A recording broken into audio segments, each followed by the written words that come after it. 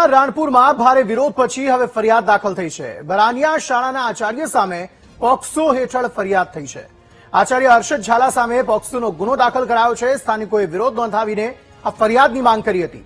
શાળાના શિક્ષક હર્ષદ ઝાલા પર સ્થાનિકોનો ગંભીર આરોપ છે। વિદ્યાર્થીનીઓ સાથે આચાર્ય અડપલા કરતા હોવાનો આક્ષેપ છે। આચાર્ય હર્ષદ ઝાલાએ સ્થાનિકોના આ જે આક્ષેપો છે તે ફગાવ્યા હતા। જોકે હવે પોક્સો હેઠળ તેમના વિરુદ્ધ ફરિયાદ દાખલ કરાવાઈ છે।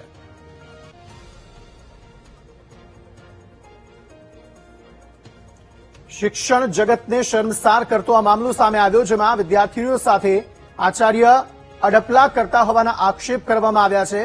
આચાર્ય હર્ષદ ઝાલાએ સ્થાનિકોના જો કે તમામ આક્ષેપ છે તે ફગાવ્યા છે। જો કે હાલના સમયે બોટાદના રાણપુરમાં ભારે વિરોધ પછી હવે પોક્સો હેઠળ ફરિયાદ આચાર્ય સામે થઈ છે। બરાનિયા શાળાના આચાર્ય છે હર્ષદ ઝાલા, તેમની સામે પોક્સો હેઠળ